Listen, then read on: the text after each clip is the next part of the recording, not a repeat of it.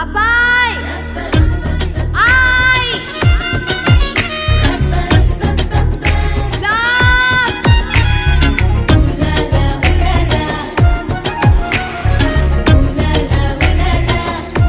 అమ్మా నాన్న ఇంకా ఇంటికి రాలేదు. ఆ నైట్ ఎక్కడ కొన్నావు? చిరిగిపోయింది. చిరిగిపోయిందా? నీ వయసులో కుర్రాళ్ళు పర్సులో కాండం పెట్టుకుని తిరుగుతున్నారు.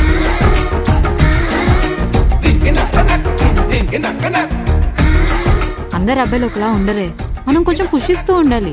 బైక్ స్టార్ట్ అయిపోతే కిక్కిస్తాం కదా, అలా.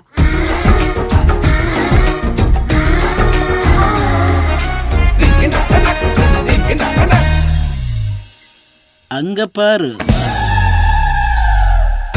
ఒక చీర కొనడానికే మనం 100 సార్లు వేసుకొని చూస్తామే. పెళ్లి దగ్గర కూడా అదే రూల్ పెట్టాలి. అప్పుడు కానీ మగాలు అసలు మ్యాటర్ బయటపడదు.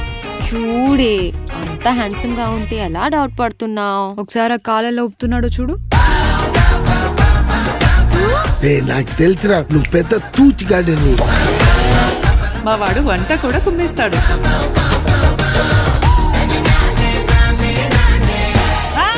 Interesting concept. ఆస్తిపాస్తులు లేకపోతే సంపాదించుకుంటాడు అనుకోవచ్చు. అసలు భర్తగా పనికిరాని వాడి కోసం ఏం మాట్లాడుకుంటాం, ఏం సర్దుకుంటాం.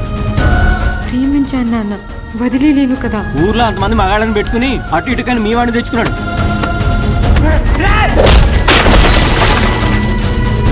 నాకు జీవితం వద్దు. ఓటమి వచ్చినప్పుడు ఓర్పుతో ఉండు, విజయం వచ్చినప్పుడు వినయంతో ఉండు. దీనికి నా దగ్గర ఒక అద్భుతమైన మందుందమ్మా. ఎక్కడ ఎండి చేయాలో మీరే చూసుకోండి.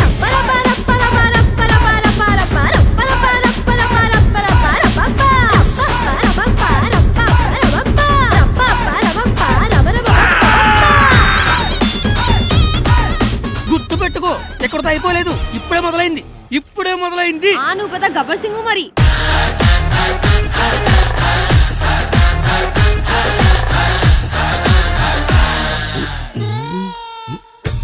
హలో మాస్టర్, ఏం చూస్తున్నారు?